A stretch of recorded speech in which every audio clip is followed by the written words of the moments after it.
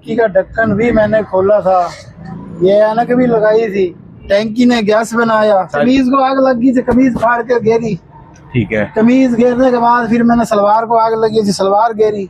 इस वक्त मैं मौजूद हूँ एक ऐसे इंसान के साथ जो मौत के मुंह से वापस आया। ये कहना गलत नहीं होगा क्योंकि मेरे साथ राजू भाई बैठे हैं जो कि अड्डा चाय फैक्ट्री के ऊपर अपने बच्चों का पेट पालने के लिए एक छोटी सी दुकान चलाते हैं। और पिछले महीने इनके साथ एक ऐसा हादसा पेश आया कि ये मौत के मुंह से वापस आए। लेकिन आज मुझे फिर देखकर हैरानगी हुई कि जिस काम की वजह से ये हादसा पेश आया था आज फिर वही काम कर रहे हैं। इनसे गुफ्तगू करते हैं और इनसे मालूमात लेते हैं ये क्या कहते हैं इस बारे में। अस्सलाम वालेकुम। अस्सलाम।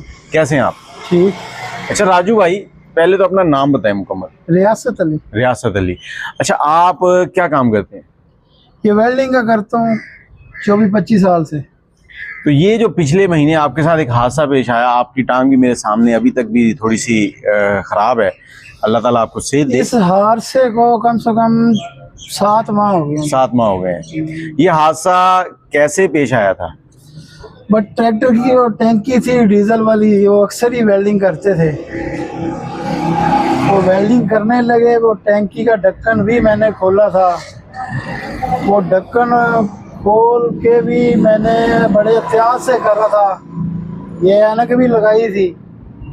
ऐनक अगर मैं ना लगाता तो मेरी आंखें, ये मुझे डॉक्टरों ने बताया, आंखें आपकी फारिग हो जानी थी उधर ही। मतलब आप कारीगरों को कहते हैं कि कोई भी वेल्डिंग का या किसी भी तरह का काम है ऐनक का इस्तेमाल लाजमी, सेफ्टी लाजमी है। अच्छा, फिर क्या हुआ? फिर वो जो टैंकी ने गैस बनाया, गैस बना के एकदम मैं जल गया था। जब जले तो आपने क्या फील किया? कौन सी ऐसी चीज है जिसने आपको बचा लिया? अल्लाह की जात ने। और उसके बाद जो फर्स्ट है आपने पहला काम किया वो क्या था? ये मैं इसलिए पूछ रहा हूँ, ये सारी कमीज को आग लगी थी, कमीज फाड़ के घेरी। ठीक है। कमीज घेरने के बाद फिर मैंने सलवार को आग लगी थी, सलवार घेरी। तो उसके बाद जो है फिर कितने दिन हॉस्पिटल रहे? हॉस्पिटल तो मैं रहा हूँ कम से कम 15 दिन।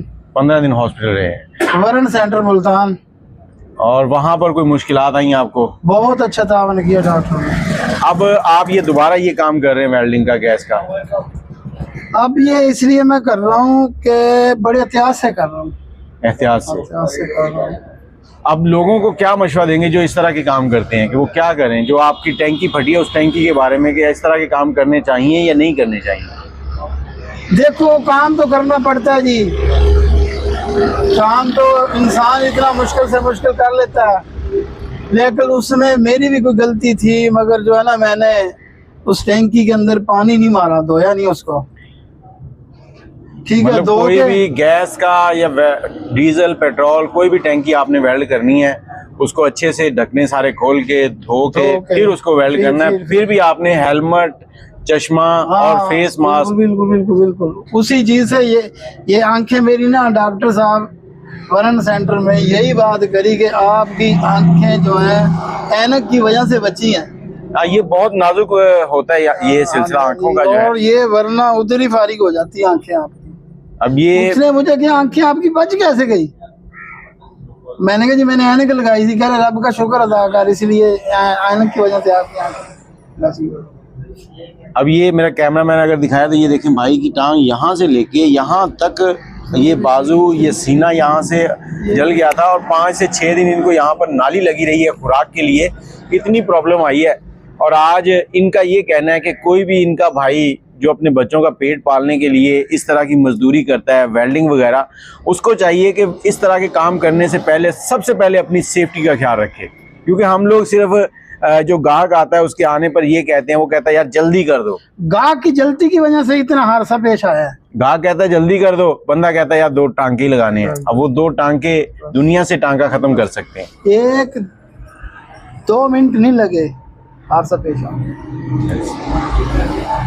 अब लोगों को कोई मैसेज देना चाहते हैं तो वो दें। यही है कि जो काम कर रहे हैं, या उनके कोई कज़न कर रहे हैं, या उनके कोई उस्ताद कर रहे हैं, या उनके कोई शागिर्द कर रहे हैं, उनको यही मशवरा देना कि एहतियात के साथ, गाहक की जल्दबाजी में नहीं आना। बिल्कुल गाहक तो जल्दी करता है, गाहक की जल्दबाजी में आपने नहीं आना। जी व्यूअर्स, अगर आपके पास कोई राय है तो ज़रूर दीजिएगा।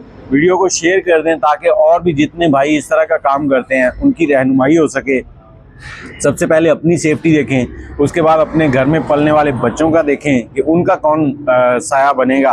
बच्चे पल जाते हैं, आपके बिना भी पल जाएंगे, लेकिन आप बाप का साया जो है वो बहुत अहमियत रखता है। तो मुझे इजाज़त दें, राजू भाई के लिए दुआ कीजिएगा कि इनकी जो मुश्किलात हैं वो ख़त्म हो जाएं, अल्लाह ताला इनको सेहत दे। अल्लाह हाफ़िज़।